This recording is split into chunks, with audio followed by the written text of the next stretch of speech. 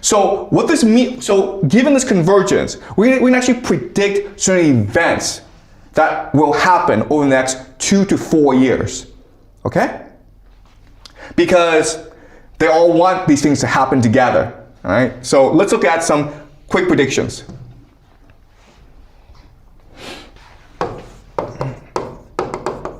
Okay? First prediction, of course, is that the US will use ground troops. Because using ground troops will create a national draft. And what does a national draft do? It creates a civil war, right? A lot of young people are going to refuse to fight in this war. And this is going to create protests. Then America will have no choice but to deploy the National Guard. And this will create the recipe for a lot of civil conflict in America. Okay? Another thing that will happen is because you use ground troops, you will lose the war, and then CENTCOM, which is the American military in the Middle East, will then transfer over to Israel. Okay?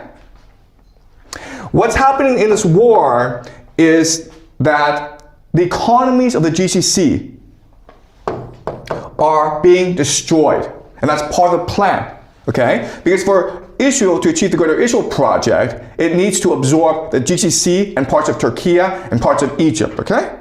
So another way of saying this is that the GCC is basically finished. The intention is to collapse their economies and make them irrelevant, right?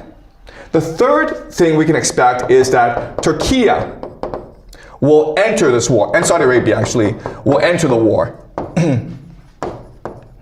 Because you want to use this war to weaken opposition to these eschatologies as much as possible, okay? So Turkey and Saudi Arabia will enter this war, and they will suffer tremendously because of their participation.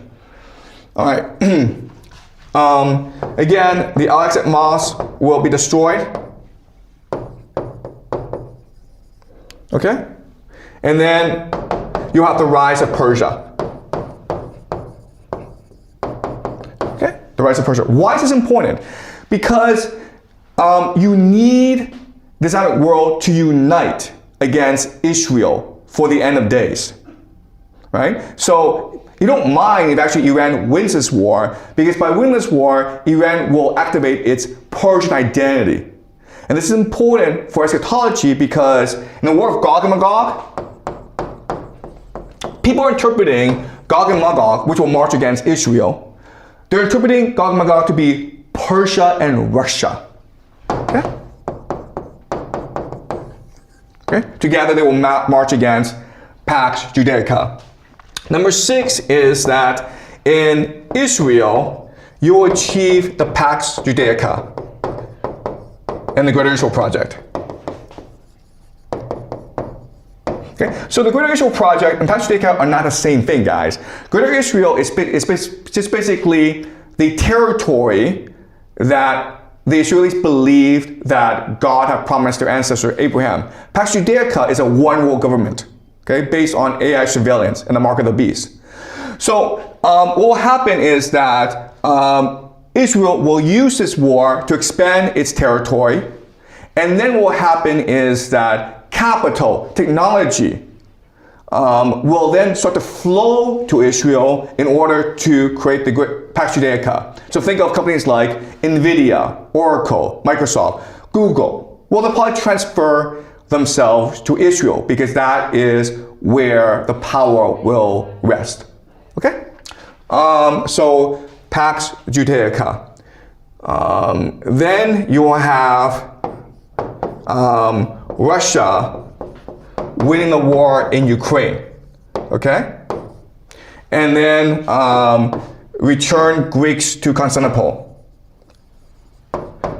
Basically, another way of saying this is, it is possible that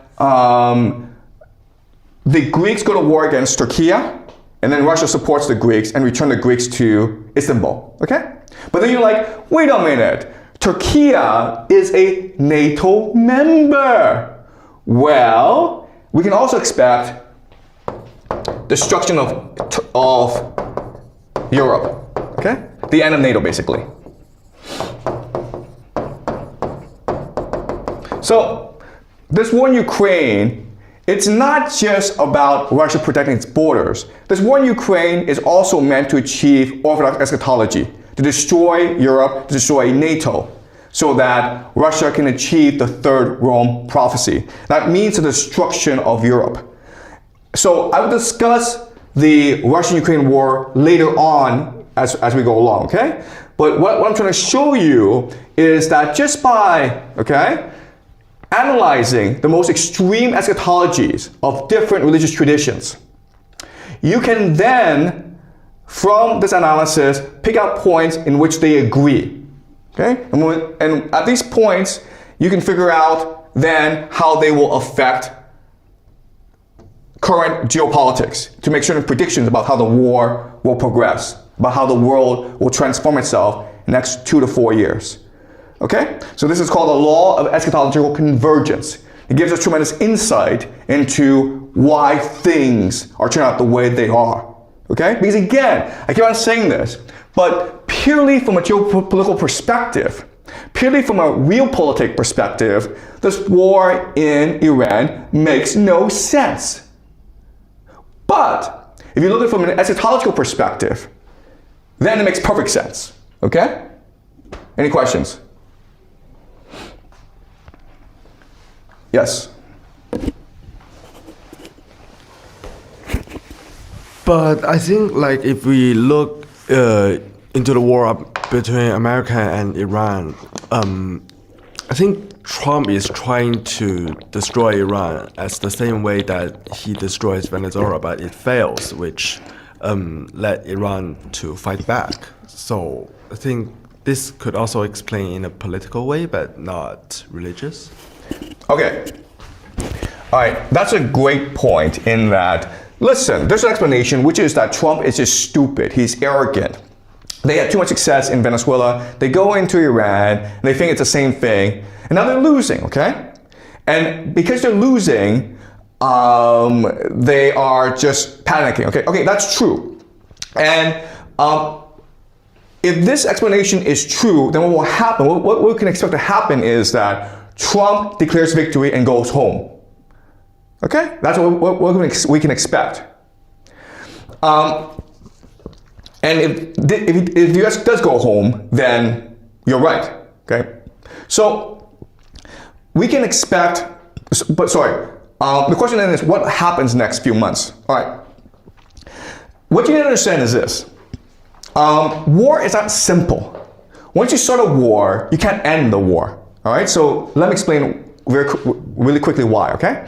So you have Iran, and the main advantage that Iran has over the United States is the GCC cannot defend itself, okay? Because it's just a desert. And Iran, it's a mountain fortress, so it can shoot rockets, it can shoot drones at the GCC, and the GCC can't defend itself, okay? Before they thought these US bases could defend against Iran, but now you recognize these US bases can't defend themselves either, okay? All right, so the other thing that Iran did was close out the Strait of Hormuz. Okay, so he closed out the Strait of Hormuz. And this is important because the GCC then exports oil to Asia and gets back food, okay? So the GCC basically requires the Strait of Hormuz in order just to survive, okay? Now, let's just say that US, Donald Trump's like, you know what, screw this. This is a stupid war, the Middle East is stupid, we're gonna go home, okay? What happens now? What happens is that Iran says to GCC, hey man, you attacked us. You destroyed our infrastructure, you destroyed our economy, you have to pay a compensation, okay? Right? Also, hey man, now we control the Strait of Hormuz, so if you want to use Strait of Hormuz, you have to pay us a toll. You have to pay us a tax. Right? So all this money of the GCC, before it's going to the United States to fuel the US economy, now where does it go? It goes to Iran. Right? That's a lot of money, man. We're talking about trillions and trillions of dollars. And what will Iran use with this money? It will use this money to repair its economy. So in 5 to 10 years, this is going to be an economic miracle. where now Iran is able to industrialize really fast. And as a result, what's going to happen? What's going to happen is that the United States leaves the Middle East, Iran becomes the superpower and controls the entire Middle East, right? Now Israel has nuclear weapons.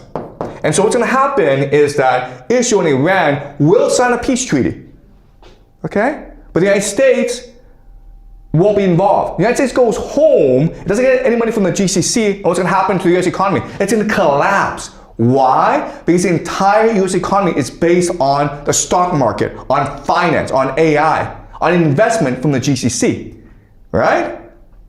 So the question then is, can the Americans go home? The answer is, no, they can't. Because if they go home, their economy is going to collapse, and the people are going to have a revolution anyway. So you're better off sending people to Iran than have the people in America cause a revolution, right? Okay? So you're right in that it's possible that Donald Trump made a mistake, but it doesn't matter if it was intentional or accidental. You have the same outcome.